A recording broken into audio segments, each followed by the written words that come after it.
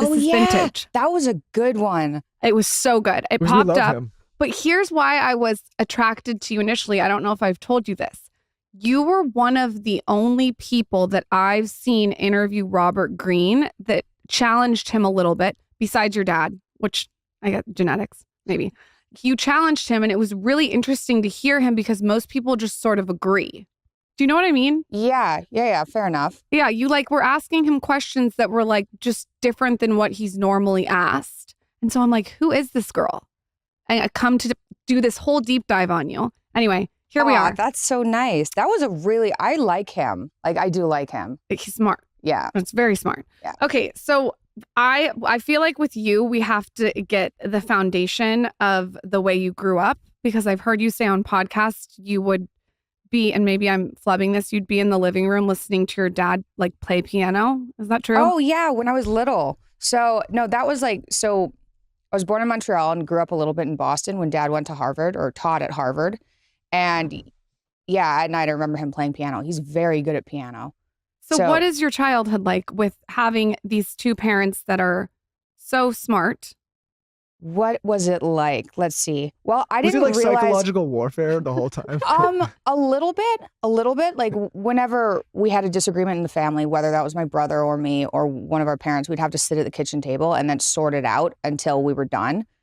So it wasn't there was no resentment allowed in the house, right? So you can have an argument, sit on it or even sleep on it. It was we're sorting this out right now. So we had a lot of kitchen table arguments so that was a lot. Just one brother. Yeah, okay. One younger brother. Okay. Yeah. So that was interesting. I think growing up, learning the psychological significance of the Bible and all these mythological stories from around the world, I kind of just thought that's what everybody else learned. You don't really know that your family's different than any other family. I think I didn't really figure it out until I was about 23. It took a while. Then I started to go to other people's houses and I was like, these houses are all, white. We had 32 different colors in our house. It was oh my gosh, it was a lot to walk into. We had 150 paintings. And in a 700 square foot semi-detached house in Toronto. Was it organized or was it just kind of chaotically everywhere? It was organized chaos. Okay. Yeah. So what it was do you organized. mean you're learning It wasn't about a hoarder status. No, but there was a lot of stuff and a lot of art, but it wasn't hoarder status. Okay. You're learning about the Bible? Yeah, what do you mean?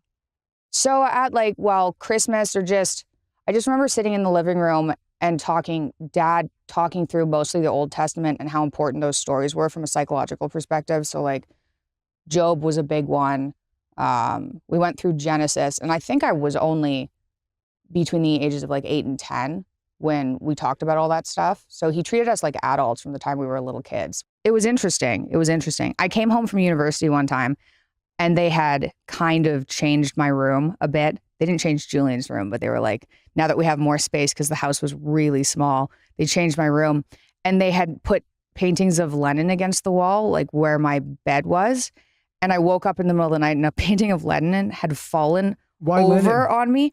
Because Dad, once the Soviet Union's walls kind of came down, there was a whole bunch of art. A lot of it was propaganda art that was stuck behind there, and people there were able to sell it, mostly on eBay. Mm. So he was like, this is insane, and bought hundreds and hundreds of really amazing kind of propaganda-y paintings on eBay, and then filled our entire house with it. You know who I also heard did that was Arnold Schwarzenegger. He got the busts, the statues. Yeah, of those we had people. some busts. We had a Lenin bust. So you didn't realize until you're 23 years old that the way that you grew up was so unique. Oh yeah, not at all. And all my dad's friends too were other university professors. So if there were ever dinner parties or something, then everyone who came over was kind of intellectual and interesting in a similar way. So I didn't know any business people. I only started meeting business people recently. I really only knew university professors that my dad was friends with. Is that intimidating to be 8 to 10 years old and having these conversations with these people who are so smart and such intellectuals? I mean, it's a lot. I don't think it felt like a lot because I didn't know any different. Yeah. I think what we learned at the dinner table was, I think what was helpful was I learned to listen well and not interrupt, because then you look like a moron. So not interrupt, and to figure out when you can speak in conversation, because the conversations were really rapid at the dinner table. So that was helpful. At one time when you did interrupt, if you ever did, what happened? He'd just talk over. It wasn't like you can't do that. It was just like you had to be very specific about when you were going to like sneak into conversation or you just wouldn't get a word in. What do you think your parents did right when it comes to raising you? Because they've obviously raised someone who had, I mean, and we're going to get into your whole thing. You have a very specific point of view. And I'm interested in that because I have a daughter. They did a lot of things right. I think there were a number of things. My dad always treated me as if I could do more. So there's downsides to that and upsides, but you know, it was good job if you get A's, but like they could have been A pluses type of thing. But it was a good job. So we go out for dinner if I could get all A's and things, but there was always a little bit of underlying expectation that you can achieve more. And that's like, it's hard, but I think overall it was incredibly beneficial. So that was good. And then I was really, really sick as a kid. And my dad, this was mostly my dad, told me, you can never use this as an excuse. Even though it's a real excuse, like you're sick and you're having a hard time, if you use it as an excuse, it's just going to destroy your entire life.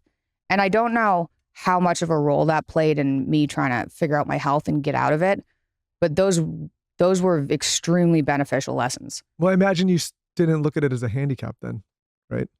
Not really. I was annoyed by it. And I didn't, I guess, internalize it like this is me, which I think a lot of chronically ill people do, is like, this is part of my identity. And this was always like, this is a handicap I have to deal with and maybe I can get rid of it. You know, when I was in my young 20s, I was like, maybe I actually don't have to just be dealt that hand and live with it for the rest of my life. Why do you think there's downsides to that particular perspective when it comes to parenting?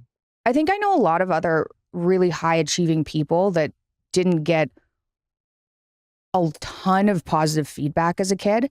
So it's like trying to find the balance, because I have kids too, right? And you're trying to find the balance of like, good job and making them feel good about themselves, but also showing them that they're capable of achieving so much. So I'm actually happy with how I was raised. I think I got pushed. I don't know how much that has to do with how successful I am now. Maybe if I wasn't pushed so hard, I wouldn't be where I'm at now. No, it's such a tricky balance. I relate to it because I probably had a similar upbringing where it was like there's always more to do, and so his mother's a half Japanese. Not a lot of praise. Yeah. But then I've been trying. But I never didn't feel loved. I just felt. I know, me too. And I've been trying to figure out. That's probably the best thing you can do, right? Because you talk to other people and they're like, "Oh no, I was told that like I was enough for my whole life," and maybe they're not as successful, and it's like. Maybe that's a good drive to have. We had a conversation literally yesterday and we were walking our daughter out of school and I said, you know, there's this, what's it called? Gentle parenting? Yeah.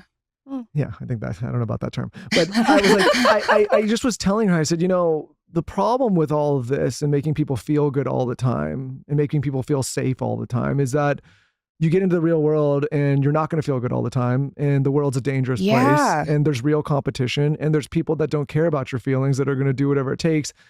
And I said, our job as parents are to usher in capable adults that are able to deal with that reality. And I think I'm not passing judgment, but I just, if you look at some people that have gone the other way and then their kids grow up and they are completely flabbergasted when they get into the real world, like, oh my God, I can't believe this is real. Like, why isn't everything fair and why isn't everything safe? Yeah. I think then as a parent, you have to look yourself in the mirror and say, maybe I could have done that differently. Because I view my job for both my daughter and son is to like usher them into adulthood so that there's the least amount of surprise when they get there. Does that make sense? Yeah. Like they get and there, life like, oh, can get life. really bad. Like it's good not to be naive.